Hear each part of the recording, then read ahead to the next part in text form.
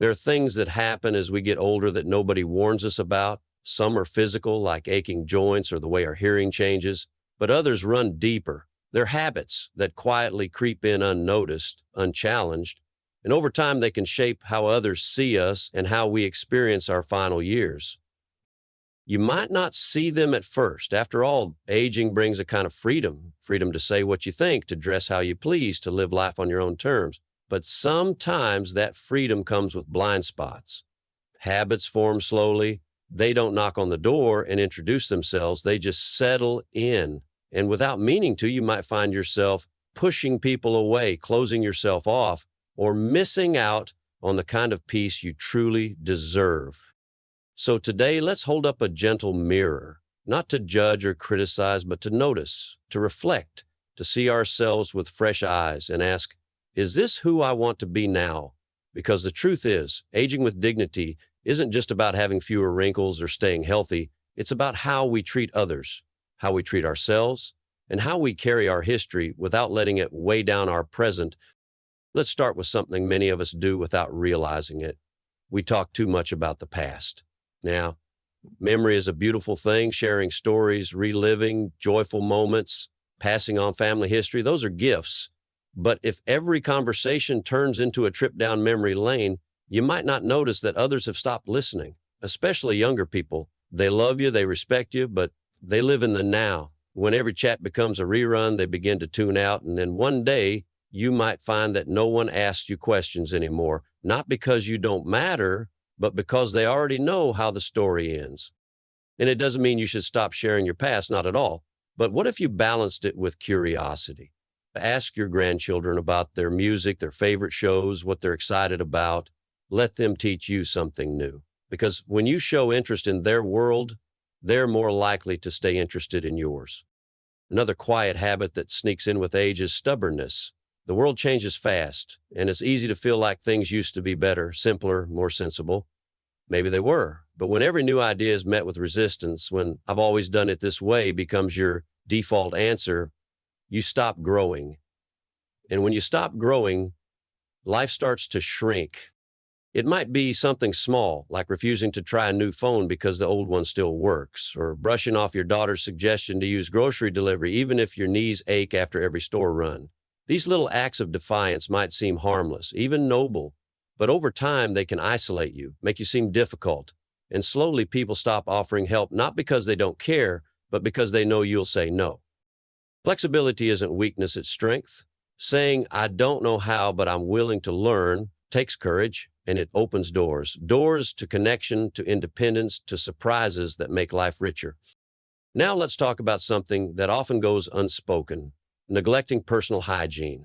This one carries shame, but it shouldn't, because it doesn't happen out of laziness. It happens when energy dips low, when showering feels like climbing a mountain, when arthritis makes brushing your hair feel like a chore, or when grief or depression settle in quietly, making it hard to care about self-care.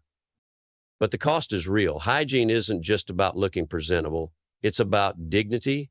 It's about how you feel when you look in the mirror. And it's also about how others respond to you.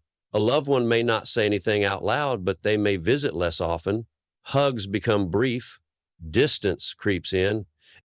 If this sounds familiar, please know this: asking for help doesn't mean you've failed. Whether it's a weekly visit from a caregiver, a chair in the shower, or simplifying your grooming routine, small changes can make a big difference. You deserve to feel clean, comfortable, and confident in your own skin. Now, let's face a hard truth: complaining. Everyone vents now and then. But when life becomes a series of gripes, it can turn people away. Chronic complaining often comes from pain, physical, emotional, or both. It's a cry for someone to understand, but too much of it becomes exhausting, even for the people who love you most. What begins as sharing turns into a soundtrack of frustration. The food isn't as good as it used to be. Sometimes, without realizing it, we begin to collect things, not just souvenirs or photos, but items that slowly pile up: extra furniture, worn-out clothes, unread magazines, plastic containers without lids. And before long, the home we once cherished becomes cluttered, overwhelming, even unsafe. Hoarding isn't always dramatic or obvious. Often it starts as an emotional response. Holding on to what feels familiar, what reminds us of who we used to be, or what we fear we might need someday. A drawer becomes a box becomes a room, and suddenly the house feels heavy. You may tell yourself, I'm just being practical. I might need that one day. Well, that belonged to someone I loved. I can't let it go. But what is it really costing you? That pile in the hallway might be a tripping hazard. That overstuffed closet might be a constant source of stress. And when visitors come, your children, your grandchildren, they might feel crowded, overwhelmed, unsure of where to sit or how to help. You may not see it as a burden, but to them, it might feel like chaos. Letting go isn't about losing the past. It's about making space for the present. Keep what warms your heart, keep what makes your life easier, but be willing to release what no longer serves you. Give those items a second life. Donate them, gift them, pass them along with a story and a smile, because your legacy isn't in a pile of boxes. It's in how you live. It's in the freedom you give yourself and the peace you create in your space. Another habit that sneaks in with age is ignoring health problems. We downplay them, brush them off, tell ourselves it's nothing. Maybe it's pride, maybe it's fear, or maybe after years of caring for others, we're just tired of being the one who needs help. But pain doesn't disappear because we pretend it isn't there. That mole you've been ignoring, that shortness of breath, that odd swelling in your ankle, they're not just signs of getting older, they're messages from your body asking for attention. And the longer you wait, the harder it becomes. What starts as something small could grow into something that changes your quality of life. The truth is, early action saves time, money, and sometimes even lives. Your health matters, not just for you, but for the people who love you. When you avoid the doctor, when you shrug off symptoms, when you say, I don't want to be a bother, you're not sparing anyone worry. You're simply delaying a problem that might grow into something more serious. Seeing a doctor doesn't mean you're weak. Asking questions, seeking clarity, checking your blood pressure, it's not surrender, it's strength. It's saying, I value this body I've lived in. I want to keep moving, keep laughing, keep showing up for life. And even if you've made mistakes in, maybe no one ever told you how subtle these shifts can be, how over time habits become walls, and how those walls once meant to protect you start keeping the good things out. People pull back not because they don't care, but because connection starts to feel difficult. It's not that they stop loving you, it's that they no longer know how to reach you. And sometimes, without knowing it, we make it harder, but there's something deeply hopeful in all of this. The fact that these behaviors are often invisible means they're also not set in stone. You can spot them. You can change them. And when you do, it doesn't just shift how others treat you. It changes how you feel about yourself. It brings back lightness, pride, purpose. Because underneath it all, you're still in there. The person who once felt full of wonder, the person who raised a family, built a life, adapted to 100 different seasons, that same strength still lives in you. But now your growth looks different. It's quieter, more internal. It's no longer about building empires or climbing ladders.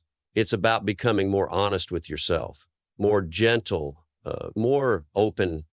Aging isn't the end of the road. It's a narrowing of the path. And on that narrow road, every step matters more.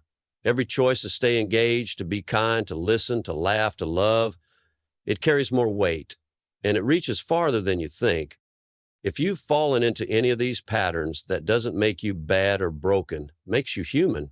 These habits don't mean you've failed at aging. They're just signals, invitations. They show up when something inside you is asking for attention, when a part of your spirit wants more room to breathe. Talking about the past isn't wrong, but when the past becomes louder than the present starts to disappear. Resistance to change isn't a flaw. It's fear disguised as familiarity.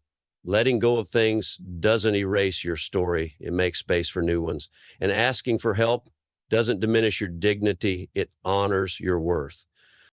The truth is, we all want the same things: to be seen, to be valued, to feel useful, to love and be loved. And those things are still possible right now, right where you are, no matter your age, no matter your past. But they won't come find you. You have to make yourself reachable. You have to make space for connection. That might mean choosing curiosity instead of criticism, saying yes to a lunch invitation even when your energy is low, cleaning up a corner of your home to make it more welcoming, saying thank you more often, asking your grandchildren about their day instead of telling them about yours. It might mean sitting with discomfort, looking at the clutter you've avoided, admitting that your independence is starting to shift, letting go of pride and letting someone help you bathe or clean or drive. These moments are tender, but they're also brave. They're what growth looks like when you're no longer 20 or 40 or even 60. And don't think for a moment that it's too late. Some of the most meaningful changes in life happen at 70 or 80 or beyond, not because you suddenly have more energy, but because you finally have the wisdom to know what matters and you have the time to honor it.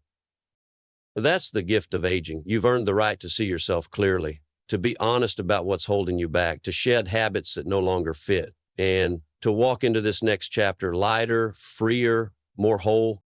So take a look around your life with fresh eyes. Ask yourself gently, what needs to be released? Is it a pile of unused belongings, a bitter story you keep telling yourself, the belief that you're owed something, the need to be right?